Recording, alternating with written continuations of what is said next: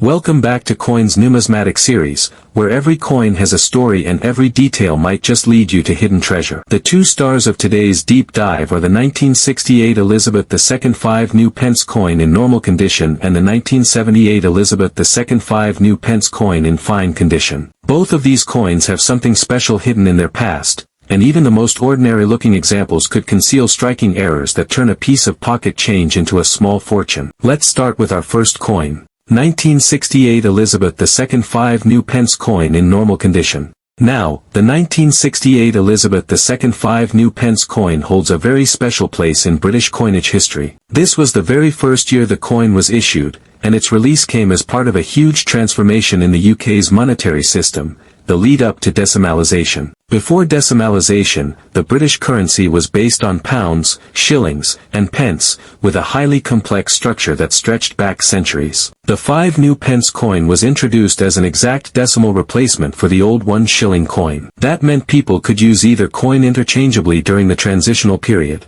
In terms of design, this coin is iconic. On the obverse, we see the familiar young portrait of Queen Elizabeth II, designed by Arnold Machin. This portrait, often called the second portrait of the Queen, features her wearing the girls of Great Britain and Ireland tiara, with the legend around the edge reading Elizabeth II DG Reg. FD, which translates to Elizabeth II, by the grace of God, Queen, Defender of the Faith. This inscription carried forward a long-standing British tradition of including royal titles on coinage. The reverse of the coin is equally striking. Designed by Christopher Ironside, it features a crown thistle, the national emblem of Scotland, flanked by 2 leaves, with the words new pence above and the denomination 5 below. The design balances elegance with national symbolism. Every detail from the spines of the thistle to the tiny beaded border was finely engraved. Now, when it comes to mintage, the 1968 5 new pence wasn't exactly rare at first glance. Millions were produced for circulation, and because it was a brand new coinage type, it was distributed widely. But here's where things get exciting. Although the regular coins were plentiful, some 1968 examples show rare minting errors. These can include off-center strikes, double strikes where the design is duplicated slightly to the side, and planchet flaws such as lamination cracks or clipped planchets, where part of the blank metal disc was missing before the design was stamped. The errors are fascinating for collectors because they're accidental products of the minting process that should never have reached circulation. In the case of the 1968 coin, some error examples were discovered soon after release, often pulled aside by sharp-eyed members of the public. Over time, many were lost or damaged, but those that survive, especially in uncirculated or lightly circulated condition, can fetch hundreds of pounds or more, depending on rarity and demand. As for the market value of the standard 1968 coin in normal circulated condition, it's generally modest, often just £1 or £2 for an example in decent shape, mainly due to its historical significance as the first year of issue. However, uncirculated specimens, especially those in original mint packaging, can command far higher prices, sometimes in the £10 to £30 range or more, depending on the quality. Error versions, of course, are a completely different story. They can skyrocket in value, and the most dramatic examples have been known to reach into the hundreds. Collectors are drawn to the 1968 5 new pence not only because of its error potential but also because it represents a turning point in British coinage history. This was the beginning of the decimal era, and owning one feels like holding a piece of that transformative moment in your hand. The coin's design, age, and place in history give it a timeless appeal, and when you add in the thrill of hunting for minting errors, it becomes a must-have for any serious collection. 1978 Elizabeth II 5 new pence coin in fine condition.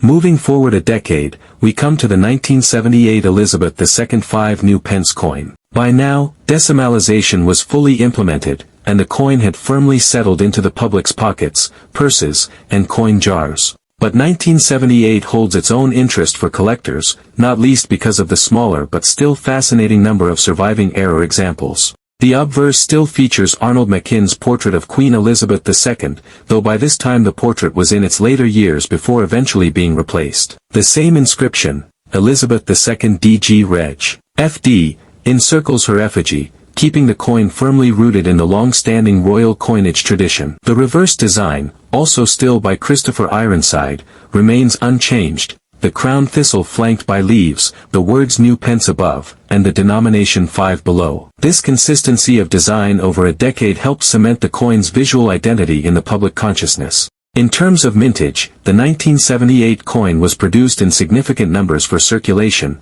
but far fewer of them remain in truly fine condition today. By fine condition, we're talking about coins that still have most of their detail visible, with moderate wear but no major damage. Most coins from this era have been through heavy circulation, meaning that clean examples are increasingly desirable. The real magic for collectors, however, lies in the errors. Among the 1978 5 new pence coins, you can find examples with misaligned dies, partial collar strikes, and even rare die cracks that create unusual raised lines across the coin's surface. Some 1978 errors also include weak strikes, where parts of the design appear faint or missing because of improper pressure. During minting, these aren't just quirks, they're tangible evidence of the mechanical and human factors involved in coin production, and they fascinate collectors who see them as snapshots of minting history. Market value for a regular 1978 5 new pence in fine condition is modest, typically between £1 and £3 for a nice example. Uncirculated coins from this year can sell for £10 to £15 or more,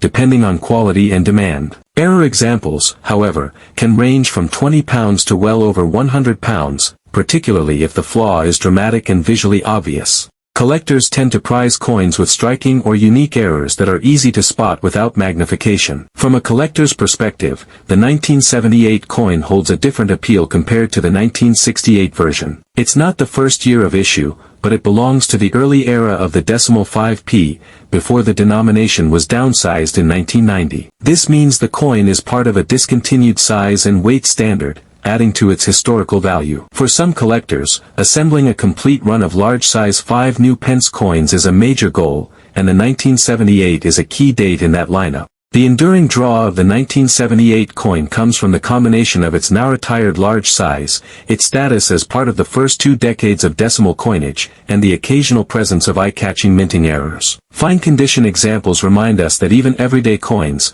handled and spent countless times, can survive in remarkable shape, and that sometimes, the tiniest flaws can make all the difference in a coin's story and value. Both the 1968 and 1978 Elizabeth II 5 new pence coins have much to offer collectors, whether you're hunting for pristine uncirculated pieces, searching for dramatic errors, or simply appreciating them as artifacts of a fascinating period in British numismatic history. They're tangible links to a time of major change, a reminder of the artistry and precision of coin design, and, for those lucky enough to stumble upon an error, a possible ticket to a significant payday.